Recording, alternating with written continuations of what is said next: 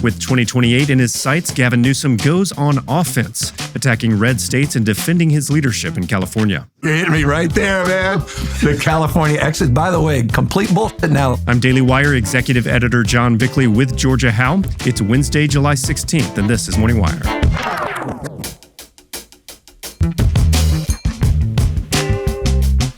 Inflation ticks up, fueling President Trump's calls for an interest rate cut. They've had some big forecasting errors, and this may be one now. And Trump gets the go-ahead for layoffs at the Department of Education.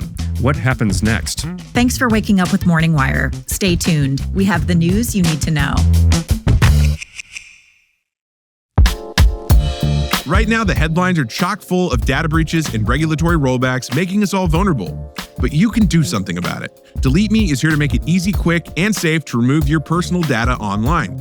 Delete Me provides regular personalized privacy reports detailing what information was found, where it was located, and what exactly was removed. Plus, Delete Me works continuously for you, not just once. It's constantly monitoring and removing unwanted personal information from the internet. I have to admit, I was skeptical, but Delete Me really does keep providing you with those regular reports about how they found your data and the steps they're actively taking to remove it. I receive emails from them all the time with new discoveries. It gives me peace of mind knowing that the Delete Me team is doing everything they can to keep my data out of hacker hands. Take control of your data and keep your private life private by signing up for Delete Me, now at a special discount for our listeners. Today, get 20% off your Delete Me plan by texting WIRE to 64,000. The only way to get 20% off is to text WIRE to 64,000. That's WIRE to 64,000. Message and data rates may apply. Democrat Governor Gavin Newsom appears to be ramping up for a presidential run, while his state of California continues to battle a number of crises. Here to discuss is Daily Wire reporter Amanda Prestigiacomo. Hey, Amanda. So there's been long speculation that Newsom is eyeing a 2028 run for the White House, and over the last month, he's made that really clear that this is his intention. So catch us up to speed. What have we seen from him lately? Yeah, well, just last week, Governor Newsom visited South Carolina for a 2-day tour. He met with local Democrat leaders and voters. He said he was there to discuss federal health care cuts, but it's pretty clear this was political. South Carolina might be a red state, but it's become the Democrats' first primary state, and therefore it's significant if you're looking to become the Democrats' guy in 2028. Here's Newsom talking to South Carolina voters, hitting on cultural issues and sounding a lot like a candidate. They're banning speech in classrooms, but also in the boardrooms. DEI, ESG, CRT. They're trying to bring us back to a pre-1960s world.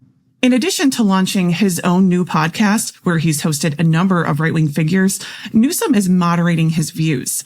He's proposed limiting free healthcare coverage for illegals, and he's suggested that he's not totally on board with males who identify as transgender in girls' sports. More recently, he appeared on the Sean Ryan podcast, which is generally viewed as right of center. During the 4-hour-long episode, Newsom said he was directing an objective review of California COVID policies. California had some of the strictest lockdown orders in the nation. And, politically, this was pretty bad for Newsom. It sparked a significant exodus out of California. And, famously, he was caught dining at the very posh French Laundry while Californians were locked down. Yeah, hard to forget that moment. So he's trying to get out ahead of all that COVID controversy. Yeah, that's pretty clear. And, he's also trying to back away from the increasingly unpopular position of supporting trans procedures for minors. Remember, Newsom made California the first sanctuary state for minors who were seeking these life-altering surgeries. Here's Ryan asking Newsom if an 8-year-old is too young to transition. Is 8 years old too young? Yeah, look, I now that I have a 9-year-old, it just became 9. Come on, man. I get it. So those are legit. It's interesting, just the issue of age. As someone that's been so focused on equality, broadly, LGBT rights, particularly gay marriage. Mm-hmm. The trans issue for me is also novel. It's over the last few years, I'm trying to understand as much as anyone else. So again, seeming to moderate, though not really going on the record and saying anything directly there. Right. That's pretty common with Newsom. And then we have Newsom praising California and other Democrat-run areas for tax revenue surpluses. And we're, by the way, a donor state. We provided $83.1 billion more than we received from the federal government. Texas took $71.1 billion. Now, California is a top state when it comes to tax revenue to the federal government. That's, of course, no surprise. The state is huge, and there are a lot of very wealthy people who live there. Right. However, California has a lot of major problems. The cost of living is one of the highest in the nation, and typically so are gas prices. Electricity costs are rising. Insurance costs are at a crisis point. Homelessness is worse in California than any other state. Nearly 25% of all homeless people reside in California. There have been issues with drugs and human feces on the streets, especially in San Francisco. Newsom was asked about that, specifically about how this was all very quickly cleaned up for a short amount of time when California hosted Chinese President Xi Jinping. And it seemed like all of that was cleaned up when Xi came to town. Yeah. Is that true? Complete bull. Here's Newsom in 2023. I know folks say, oh, they're just cleaning up this place because all those fancy leaders are coming into town. That's true, because it's true. So a lot of moderating and reframing past controversies and unfavorable positions. And it's also clear that Newsom is trying to be the lead figure in this resistance effort against Trump. Well, a lot said there and suggested, more like, but the actions are what matter. Amanda, thanks for reporting. You're welcome. Summer's almost here, and that means dad's firing up the grill for those backyard barbecues. But did you know that over 85% of grass-fed beef in U.S. stores is actually imported? That's why I trust Good Ranchers. At GoodRanchers.com, they source 100% of their meat from American farms. Every cut of beef, chicken, and pork is born, raised, and harvested right here in the USA. Plus, there are no antibiotics, no added hormones, no seed oils, just real, quality meat delivered straight to your door. Perfect for when dad wants to show off his elite grilling skills without the grocery store hassle. Knowing I'll be grilling and chowing down on clean, American-raised protein options with the convenience of delivery right to my door makes them that much better. Give the fathers in your life what they really want this summer. Premium American meat that they can be proud to serve. Visit GoodRanchers.com and get $40 off plus free meat for life with our code WIRE. Again, that's GoodRanchers.com for $40 off plus free meat for life with our code WIRE. Good Ranchers, American meat delivered. Inflation ticked up slightly last month as President Trump continues to pressure the Federal Reserve to cut interest rates. Daily Wire senior editor Cabot Phillips is here to break down the numbers.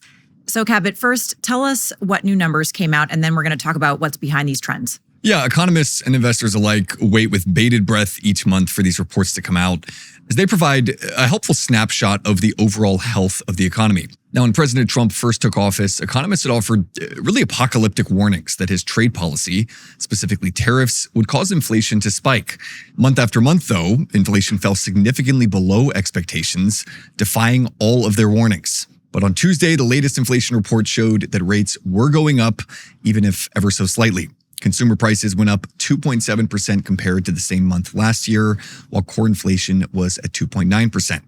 The goods most impacted were natural gas, coffee, and beef, all of which were up around 10% compared to last year, while gasoline, televisions, and smartphones were all down around 10% on average. For more on the report, I spoke with Joe Lavorgna, a senior advisor to Treasury Secretary Scott Bessent. The numbers met expectations, so they were not hardly bad at all. And on the CPI, the core CPI, that was weaker than expected. In fact, every month that President Trump's been in office, the core CPI, which some consider to be the underlying trend in inflation, has either met or surprised to the downside. But if you look in the CPI and you look at goods prices broadly defined, excluding food and energy, which is the way you probably should look at it, prices are only up a couple of tenths, and they've been very well contained. So it sounds like the Trump administration isn't too worried about this. They are not. They're confident this is just a blip on the radar. And to their point, the context is important. Remember, from 2021 to 2024, people would have done anything to have a 2.7% rate.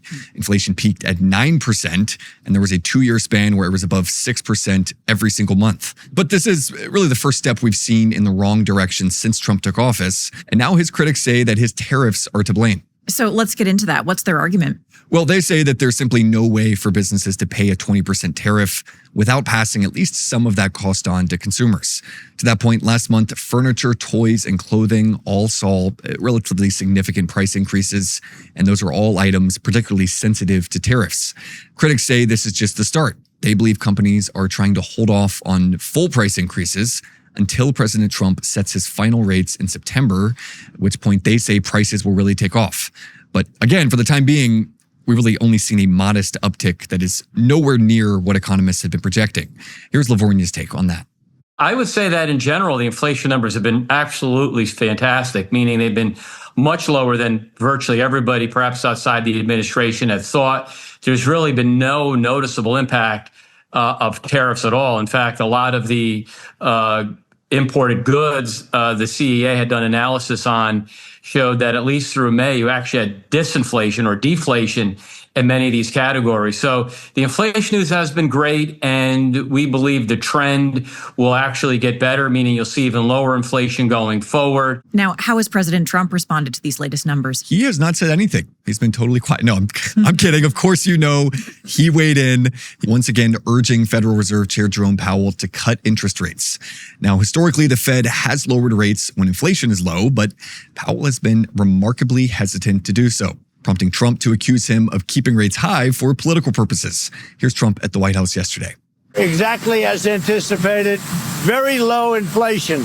So what you should do is lower the rate. The Fed should lower the rate immediately. Now, President Trump has repeatedly called on Powell to resign, and he's even gone so far as hinting that he might fire him, but he can only do that with cause. So it means he'll likely have to wait until 2026 for a new chairman.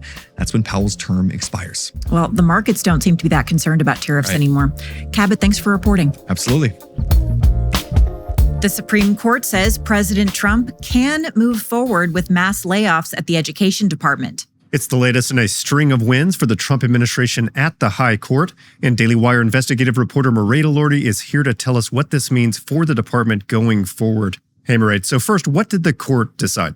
Hi, John. Yes, so the Supreme Court decided Monday that Trump can go ahead with his plans to dismantle the Education Department.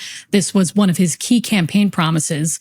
The court voted 6-3 along ideological lines to block a lower court's order.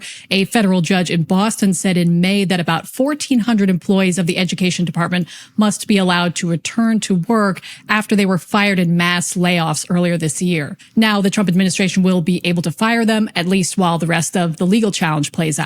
And Trump said on Truth Social that's exactly what they'll do. He wrote, "The federal government has been running our education system into the ground, but we are going to turn it all around by giving the power back to the people.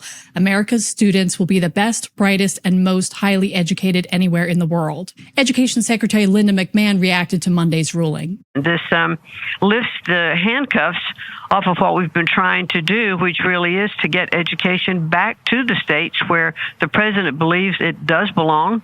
Justice Sonia Sotomayor wrote a pretty angry dissent accusing the conservative justices of making an indefensible decision. Sotomayor argued that Trump is trying to illegally shutter the department without congressional approval. The other two liberal justices, Ketanji Brown Jackson and Elena Kagan, joined Sotomayor's dissent. Now, what will the staff reduction actually look like? Does this entail firing any teachers? No. So in March, Trump signed an executive order dismantling the Department of Education at the federal level.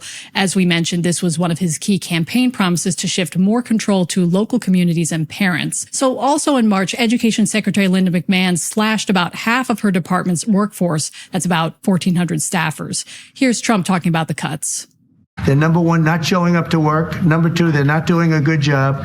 We have a dream. And you know what the dream is? We're going to move the Department of Education. We're going to move education into the states so that the states, instead of bureaucrats working in Washington, so that the states can run education. So after that, the administration was hit with two lawsuits.